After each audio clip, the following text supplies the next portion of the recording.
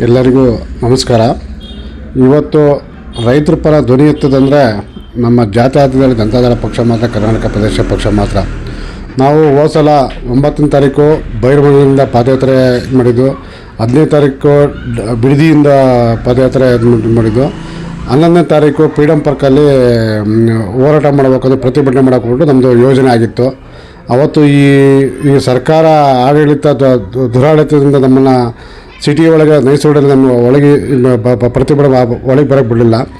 ಅದೇ ವಿರೋಧವಾಗಿ ಇವತ್ತು 18ನೇ ತಾರೀಕು ನಾಳೆ ಅಂದರೆ ನಾಳೆ ಮಂಗಳವಾರ 18ನೇ ತಾರೀಕು ಫ್ರೀಡಮ್ ಪಾರ್ಕಲ್ಲಿ ವಿಧಾನಸೌಧ ಚಲೋ ಅಂತ ಬಿಟ್ಟು ನಾವೊಂದು ಹೋರಾಟ ಹಿಡ್ಕೊಂಡಿದ್ದೀವಿ. ಆ ಹೋರಾಟವನ್ನು ಯಶಸ್ವಿಯಾಗಿ ನಮ್ಮ ಮೂಲತಃ ನಮ್ಮ ಬೆಂಗಳೂರು 28 ಕ್ಷೇತ್ರದಲ್ಲಿ ನಮ್ಮ ದಾಸಹಳ್ಳಿ ಕ್ಷೇತ್ರ ಅದರಲ್ಲಿ ಮುಂಚೂಣಿಲಿರುತ್ತೆ. ದಾಸಹಳ್ಳಿ ಕ್ಷೇತ್ರದಲ್ಲಿ ಮುಂಚೂಣಿಗಳು ಅದು ನಮ್ಮ ದಾಸಹಳ್ಳಿ ವಾರ್ಡಲ್ಲಿ ಇನ್ನೂ ಯಥೇಚ್ಛವಾಗಿ ಮುಂಚೂಣಿಲಿರುತ್ತೆ. ಪ್ರತಿಭಟನೆಗೆ ನಿಖಿಲ್ ಕುಮಾರಸ್ವಾಮಿ ನೇತೃತ್ವದಲ್ಲಿ ಪ್ರತಿಭಟನೆ ನಾವು ಕೈ ಜೋಡಿಸ್ತೀವಿ. ಯಾಕೆಂದ್ರೆ ನಾವು ರೈತರ ಪರ ಧ್ವನಿ ಎತ್ತೋದು. ಯಾಕೆಂದ್ರೆ ನಾವು ಸಹ ರೈತರ ಮಕ್ಕಳೇ, ನಾವು ಯಾವತ್ತೂ ರೈತರ ಬೆನ್ನೆಲು ಬಿರಬೇಕು. ಯಾಕೆಂದರೆ ಇವತ್ತು ಭೂಮಿಯನ್ನು ಕಳ್ಕೊಂಡು ಬಂದು ಫಲ ಸಂಪಾದನೆ ಮಾಡೋಕ್ಕಾಗಲ್ಲ.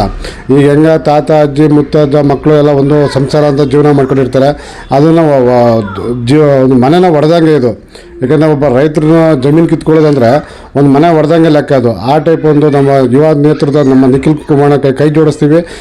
ಕೈ ಜೋಡಿಸಿ ಅದ್ದೂರಿಯಾಗಿ ಒಂದು ಪ್ರತಿಭಟನೆ ಮಾಡಿ ನಮ್ಮ ರೈತರ ಪರ ಧ್ವನಿ ಅಂದರೆ ರೈತರ ಪರ ಇದು ಮುಗಿಯೋ ಗಂಟೆ ಹೋರಾಟವನ್ನು ಮುಂದುವರಿಸ್ತೀವಿ ಅಂತ ಹೇಳ್ತಾ, ನಾಳೆ ಪ್ರತಿಭಟನೆ ಫ್ರೀಡಮ್ ಪಾರ್ಕಲ್ಲಿ 9:00ವರೆಗೆ ನಮ್ಮ ದಾಸಹಳ್ಳಿ ಕ್ಷೇತ್ರದಿಂದ ಎಲ್ಲ ನನ್ನ ಸಹೋದರರೇ ಅತಿ ಹೆಚ್ಚಿನ ನಮ್ಮ ಯಾಕೆಂದರೆ ಮುಂಚೂಣಿಲಿರೋದು ನಮ್ಮ ಕರ್ನಾಟಕದಲ್ಲಿ 28 ಕ್ಷೇತ್ರದಲ್ಲಿ ಮುಂಚೂಣಿಲಿರೋದು ನಮ್ಮ ದಾಸಹಳ್ಳಿ ಕ್ಷೇತ್ರ.